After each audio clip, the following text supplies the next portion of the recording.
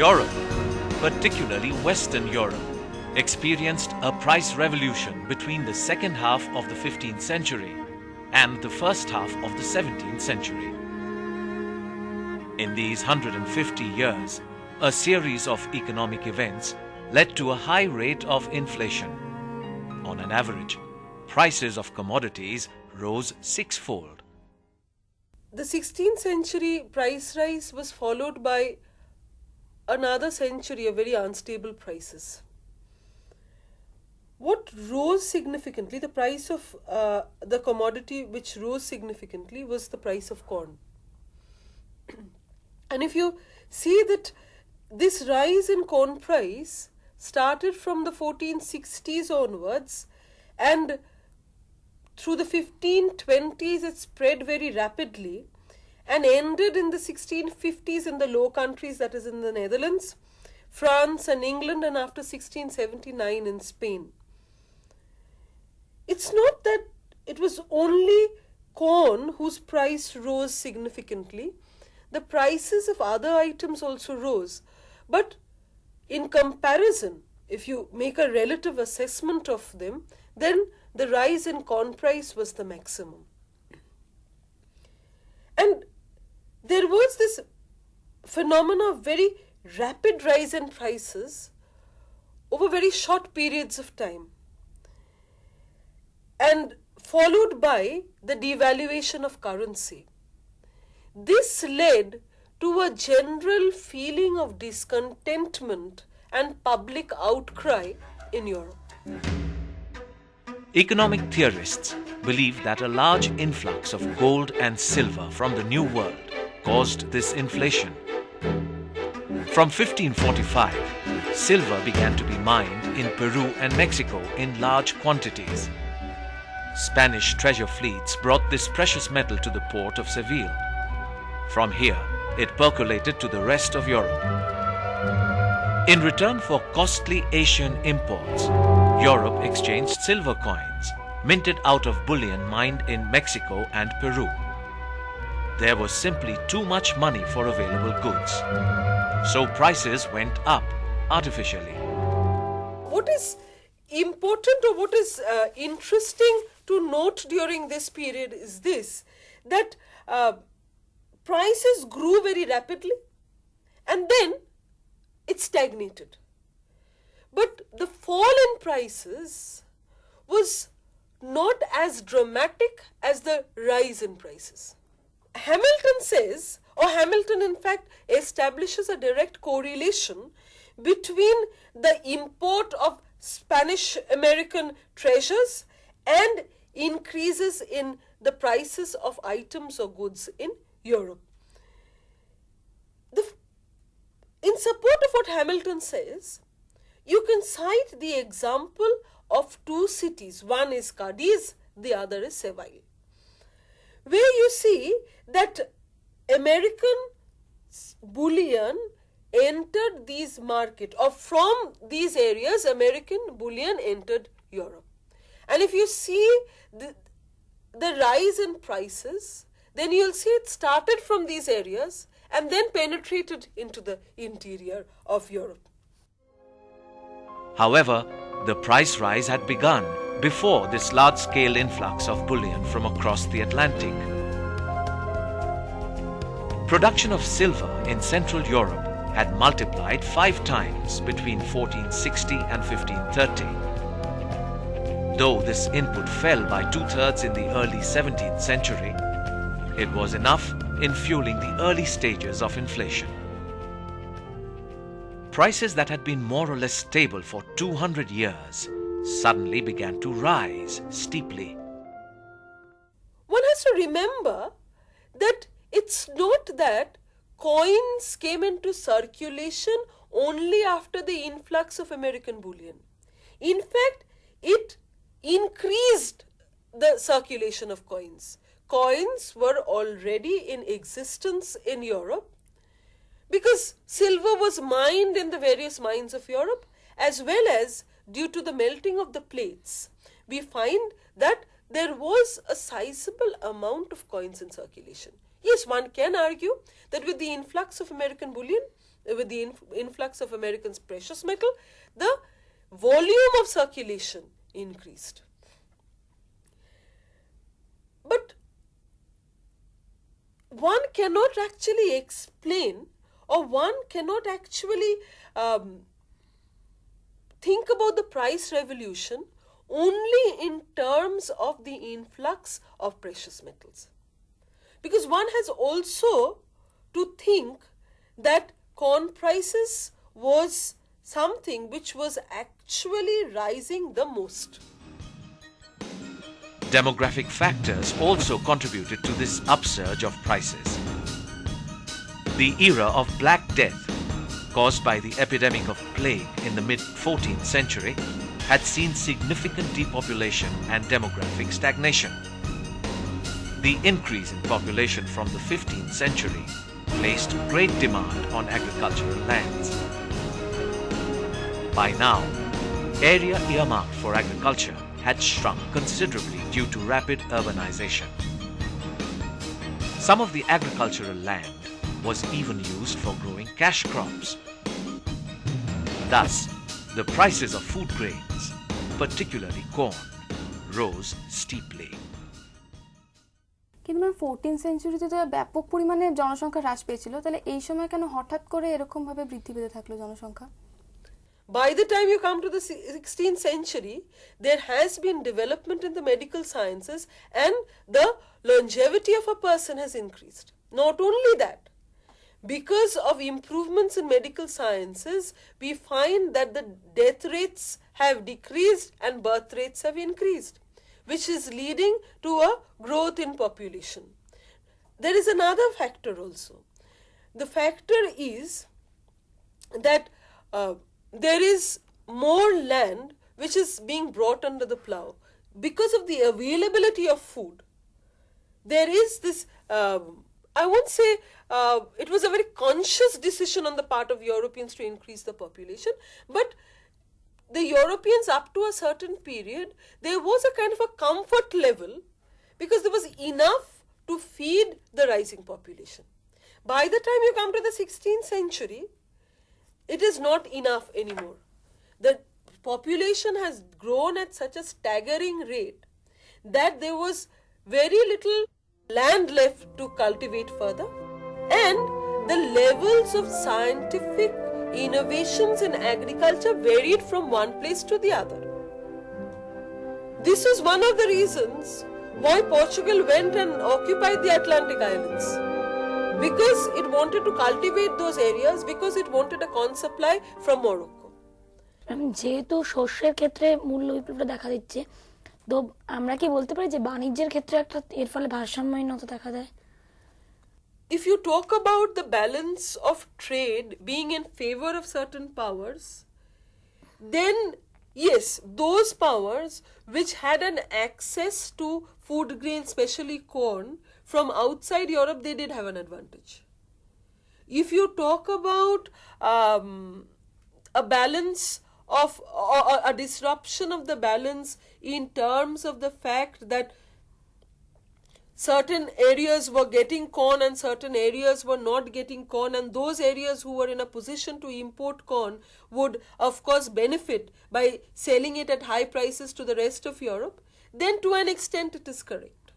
It has been argued by a historian, in fact Malestroit says in his Paradoxes about Money, that actually prices had not risen. Coins had been debased. The same amount of gold and silver was actually being used to buy the same item. So prices had not actually increased. It was the debasement of coinage which made a particular item look much more expensive than before. But this has been, Bodha comes up with another explanation, and he says, this is in reply to the Paradoxes of M. Malestroit, the tract is called that in 1568.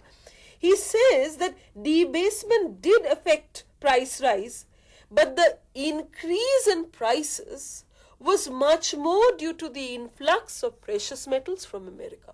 So where Malestroit is concerned, he was talking about the debasement of coinage, and that is why there is a rise in prices. This is an apparent rise in prices.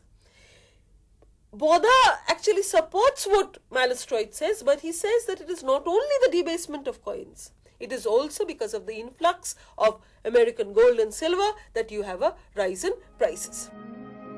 Urbanization also contributed to an increase in trade between different regions of Europe. As a result, prices rose in response to distinct changes in demand. Castile's balance of trade with the other parts of Europe was worsening. Why? Now, Castile was such an area where it was more dependent on imports than exports. So this import-export gap it actually was not filling up with increasing export, but filling up with that American silver and gold, which again resulted in inflation. So, in fact, all this phenomena can be witnessed throughout Europe. We find that the seepage of silver from Spain was again something which was not controlled. For example, how that silver spread to the rest of Europe was not uniform. How was it spreading? It was spreading either through wars, when Spain supporting a certain enterprises, and was also spreading by illegal means.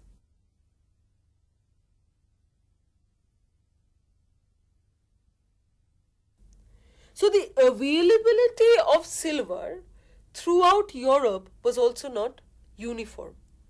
So one area witnessed greater price rise than the other area. So the people of one area benefited more than the people of the other area. So this social stratification that we are talking about, it is not only inter-regional but also intra-regional.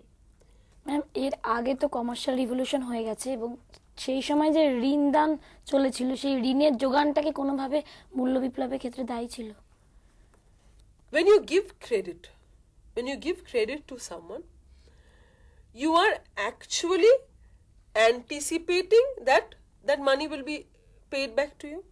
Because when do you give credit? When you have confidence in something, that the person that you're giving or the institution that you're giving credit to, it earns enough to repay that credit of yours.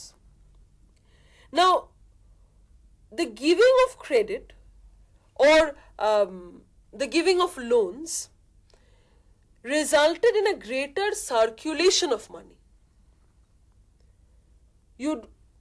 You sort of speculate that something is going to be successful, and based on that, there's an increased circulation of money. The increased circulation of money generates increased investment, and again in its turn generates increased capital. The availability of money, if you talk about credit, then when you give credit, you do get an interest. But that in a way helped in the increase of money circulation. But more important than this was the influx of precious metals, so that there was ready availability of money whenever you would want that money. The reserve of precious metals was such that based on that reserve, you could mint as much money as you wanted. That was one of the reasons as to why there was an increase in prices, because there was a devaluation of money. There was also the inflationary tendencies. And all these together created such an atmosphere which the common man in the street could not grasp.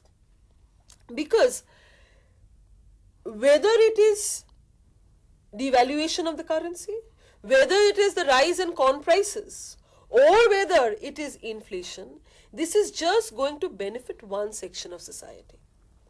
It is argued that this rise in corn prices, this tremendous rise in corn prices, in just within say 1 century, resulted in prosperity for the agricultural classes. But one must also remember something, that the pressure on agricultural land had also increased with the increase in population. So the share from the agricultural income would now have to be divided into many groups. So in actuality, though the price of corn rose, income did not rise in accordance with that. Then again, which section of the agricultural community benefited from this price rise? It is those who possessed land, the landowners. It was not the peasantry. Because increasingly, with the rise in population, you have the rise in the landless labor class. The moment you have a landless labor, it means there is a group of people who are wage earners. Now, if there is an increase in price, then what happens is this, that if you relate the two, then you see that this was also a period, I will not say you relate the two, this was also the period which saw a fall in wages. Why a fall in wages? Because there was enough labor force to be exploited. So on the one hand, you have a rise in prices, and on the other hand, you have a fall in wages. So this class of people, the wage earning class, is finding it very, very difficult to make two ends meet. Now, I have shown that how the rise in the price of corn is also not benefiting all sections of the agricultural community. There is the other aspect. If there is a rise in prices, then when the manufacturing sector is concerned, that should also benefit.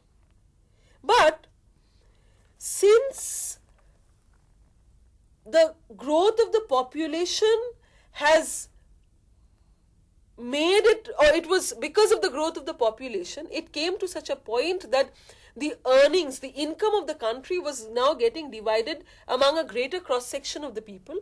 In real terms, the people were not actually earning enough.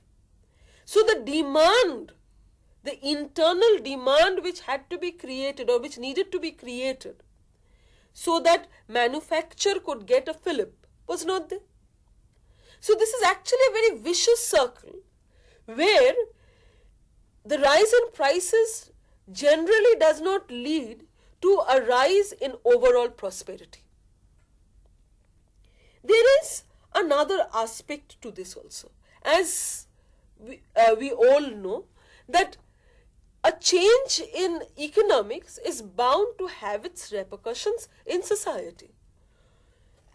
If you look at the agricultural sector, if you look at the sector where people eke out their livelihood based on land, there you see that the income levels of people were now much more varied than it had been before. You have the wage earner getting very little wage. You have the landowner making very high profits. So again, the divide in terms of economics is also creating social stratifications.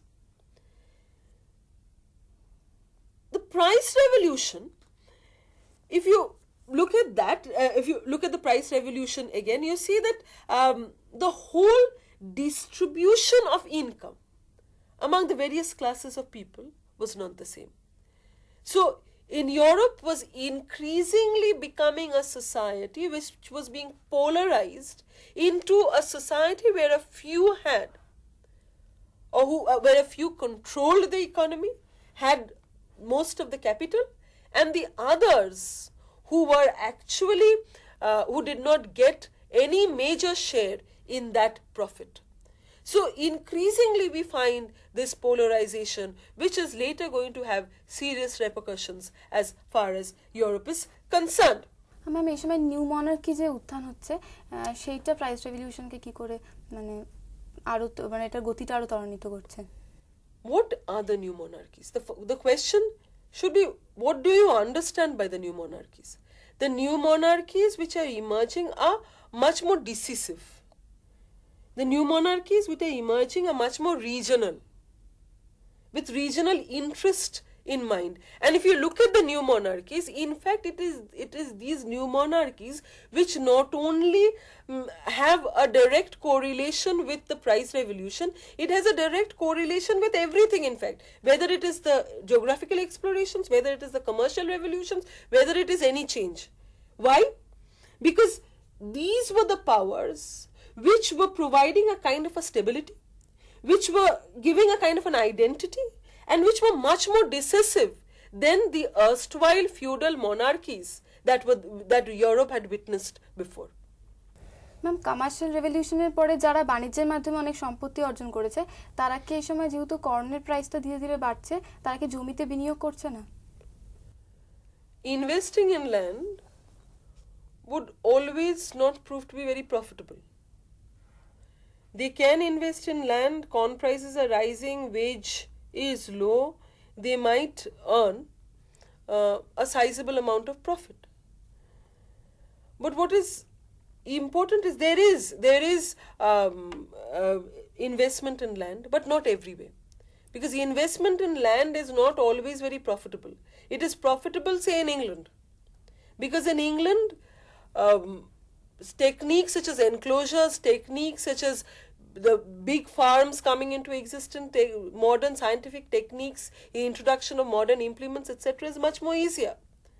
But where the rest of the continental Europe is concerned, here the age-old customs come in the way of actually what is called commercial development of agriculture. Now, commercial development of agriculture is this, that whether you produce food grains or you produce any other crop, it is mainly produced with the profit motive in mind. But in continental Europe, it's still, the remnants of feudalism is still there. Then in remnants of feudalism, it is not the profit motive which is important, but sustenance which is important. So, yes, to an extent, investing in land would prove to be very profitable, but then again it sort of compounds the problem that we are talking about. It in fact increases the inequalities of income that we've been just discussing.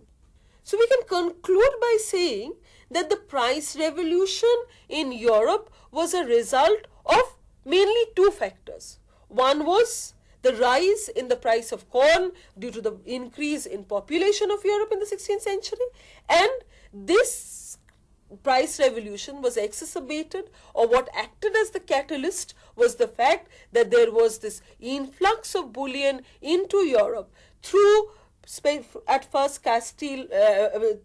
Cadiz and Seville, and later on through the other Atlantic ports, which made the availability of precious metals in Europe very easy. It was easily available, which resulted in the debasement of coinage. And these two problems compounded the problems of the general Europeans, and there was large-scale discontentment. The pressure of inflation stretching from 1470 to 1620 eventually eased off when the inflow of New World bullion started decreasing. Prices remained steady around the high levels reached in the early decades of the 17th century, until the build-up of new inflationary pressures towards the end of the 18th century. But that is a different story.